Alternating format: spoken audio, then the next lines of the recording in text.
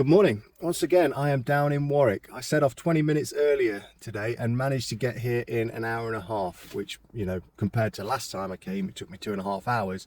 That 20 minutes really does make all the difference.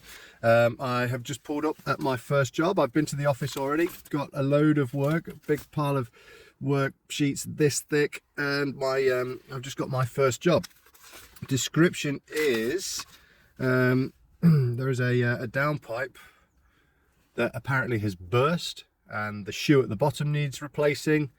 Can I fix this problem? Let's go and see what this issue is. So according to the pictures I've got on my sheet, the issue is the fact that it's blocked at the bottom here. All this moss. That's an easy enough fix. Right, I've just come around to the back here, and this is the shoe that they're complaining about that's broken. Unfortunately, this pipe is thicker than the pipe I've got to replace it, so I can't actually replace it with the one that I've brought. But this shoe isn't really doing any harm, the fact that it's broken. So I don't know what they want me to. I can't fix this right now. It's not really doing any harm, so I'll have to come back on another day if that's a real problem. So while I'm here, I've got another job on this complex, and that is once again to clear out some gutters. So I'm going to do that while I'm here. It makes sense. But at the moment I've got a really annoying issue with my machine. It's not revving up. When you fire the machine up, it's supposed to rev up, but it's not doing that. There's a little section on it that's broke. It is going in for repairs in a couple of days' time, but for now I've got to use cable ties and put it on revs constantly. Let me show you what I'm doing. So look behind this little section here. We open this up.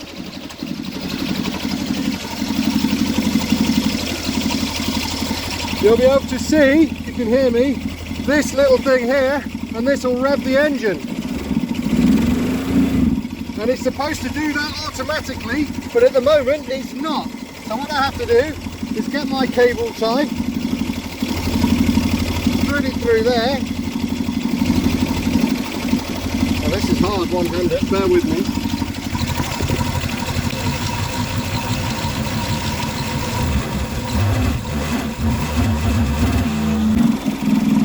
See that?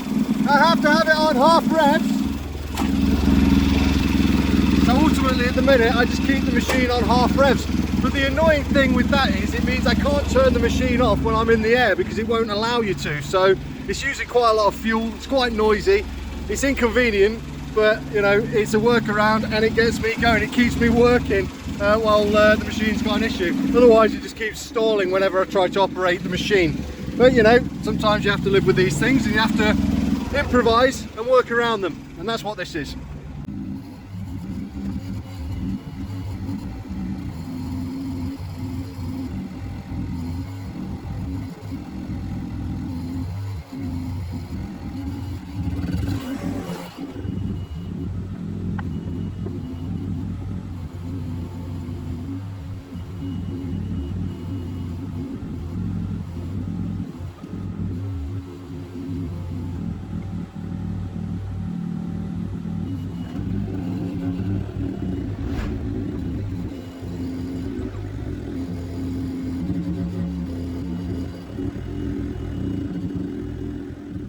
There's a piece of grass just on the end of that gutter, and it's just a little bit too far for me to go. I'm at full stretch, and to get it would just be a little bit too dangerous, even for my liking. So that one's going to have to stay for now. I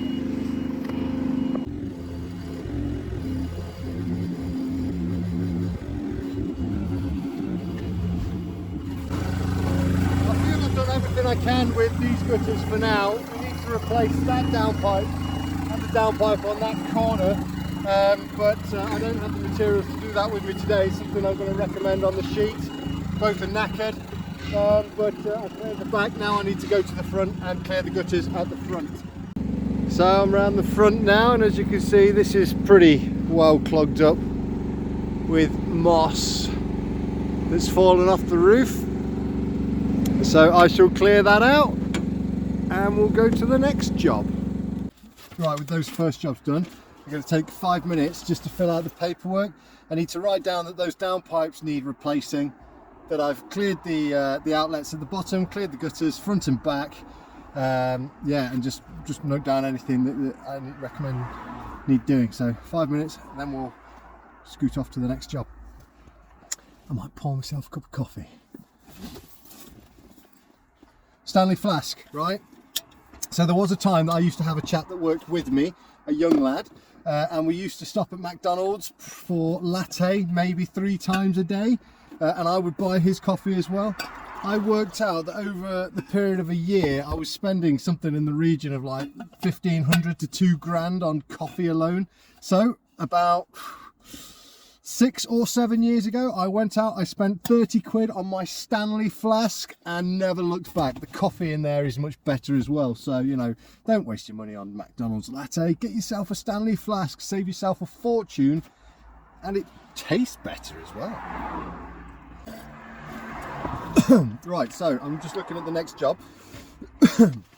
Description is leak through living room when rains, contains with bucket. Room is on the back of the block. So this is the leak.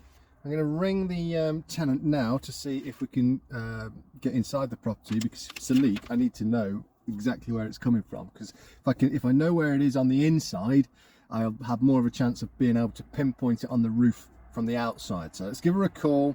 Hopefully she'll be in.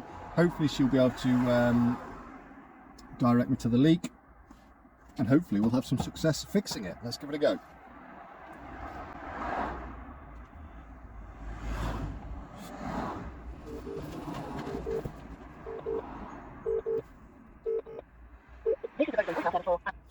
Okay, I got the voicemail. I'm not going to leave a voicemail, and the reason I'm not going to do that is because this is my personal phone, and as soon as you say that you're there to investigate the leak and whatnot, sometimes the tenants think that you own the leak and they'll be pestering you about it. So if he gets back to me, we might go and see that today.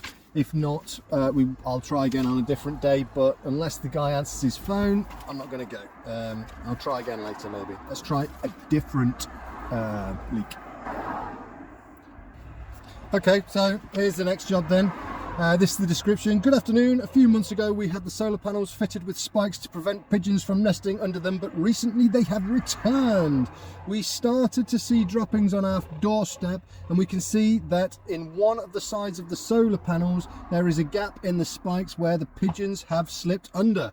We can see them under the panels from the ground. Can someone come and repair the spikes that have fallen from place? Thank you. Well, that is a job that we know we can do, so let's get over there and have a look at that. Right, I think I know exactly what the problem is here, and it's not the first time we've had this problem. I feel as if I owe you an explanation, because the work that is done here is not great. So we get the job to pigeon proof around solar panels, and I took this job on from someone else who started demanding scaffolding for every job that they do. And the guys that give me the job saying, oh no, you can do it off cherry picker, and yeah, that's fine, I can do it off cherry picker, no problem. But their method of doing it is to stick spikes around the solar panels, just pigeon proofing spikes, and that's not the way to do it. Really, you need to put the proper mesh around the solar panels. I've since said no, we're not doing any more like this, or I'm certainly not, because we keep getting callbacks. The spikes keep falling off, and not only that, the pigeons are just walking straight through the spikes. It's not the way to do it. It's a piss poor show, and yeah, that's the long and the short of it. Hang on a minute.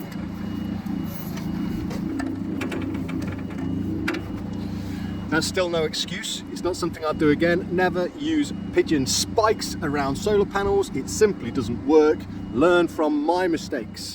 Okay, so as you can see, this is what I'm talking about. So pigeon spikes have been put all around the solar panels, but there is one section down here that's gone missing, and as a result of that, pigeons are now getting underneath. So I need to block that hole. Ultimately, that's the job. I don't actually have any pigeon spikes on me. I'm going to have to improvise a little bit here, I think. Right, that's that job done. I've effectively put chicken wire between the spikes to stop the pigeons just walking through the spikes. It's really not ideal, and it's not something I'm proud of. This is not the kind of job you showcase, but the tenant's happy and my employer will be happy because, you know, they could sign this job off. But going forward, no more spikes around solar panels. It's just not the way. Back in the truck, ready to go to the next job. Let's see what this one says. Description: tenant at flat 6 called to report the guttering on left hand side of building when looking at it is broken and water is leaking out of it. It's still secure on the wall. Okay. Right, okay, well this should be an easy one. Guttering, because we know that we love guttering. Let's go and have a look at this bad boy then.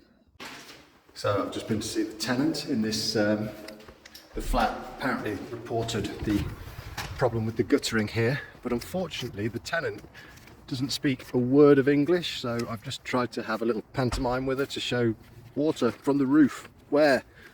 She pointed me to the kitchen sink, like water, offered me some water. So I'm not 100% sure if there is a problem here, because there's clearly some kind of communication issue. I think I'll get the machine up, I'll check the guttering. What more can I do, I suppose? Let's do that.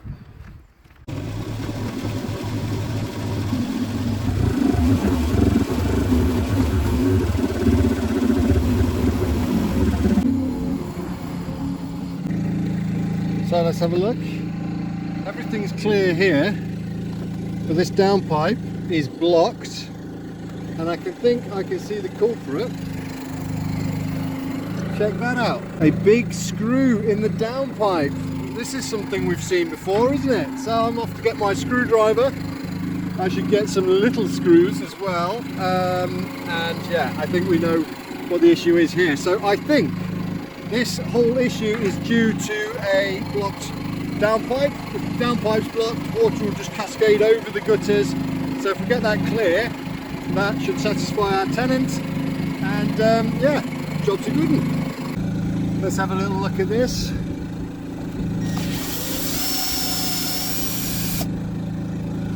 And that there is the cause of the blockage.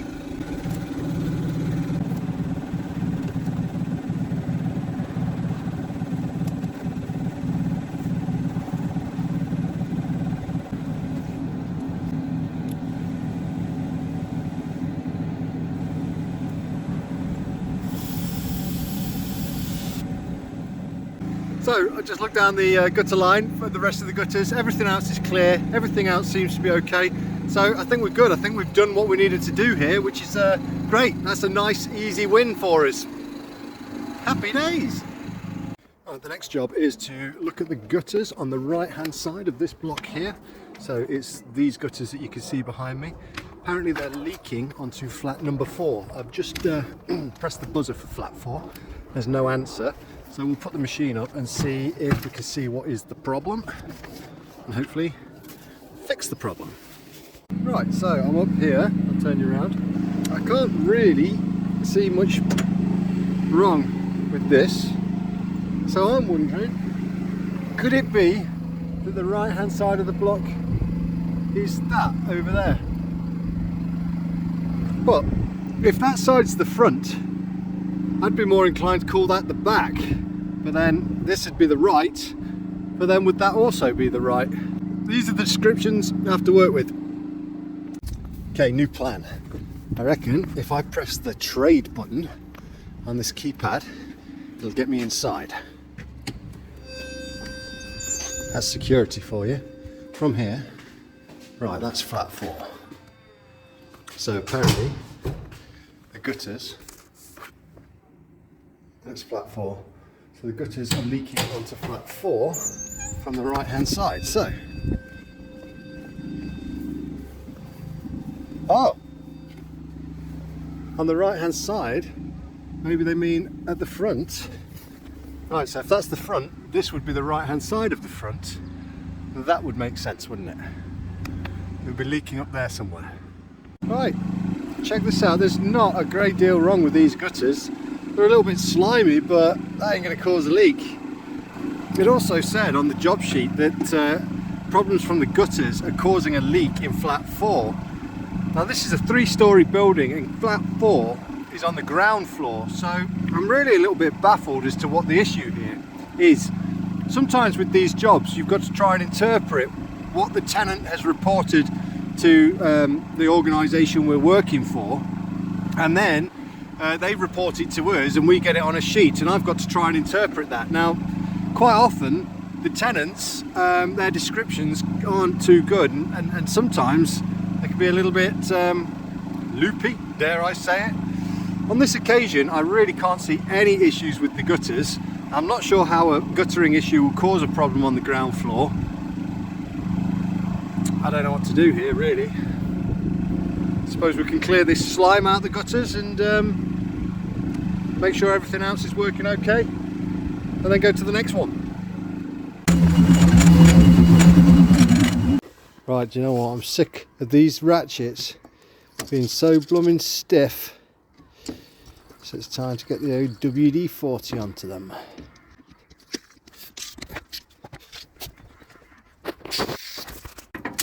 Do you know what? That just makes all the difference. I don't know why I didn't do that days ago. It's so much easier now. Wow. Just don't put these things off, just do it. The next job is to pull a load of buddleia out of the wall on the building you can see behind me with all the scaffolding. The bonus is the scaffold's up, so I don't need to get the machine off. I can just whip up their scaffold, pull out the buddleia, and I'm onto a winner. So this is what I've got to get down.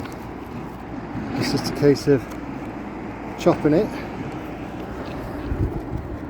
And I've got my round up, and that'll be jobs of fish. So that's about it. It's getting late now, so I'm going to start heading back towards Nottingham. I hope you've enjoyed today's adventure. If you have, please like, comment and subscribe, and I will see you on the next job. Thanks for watching.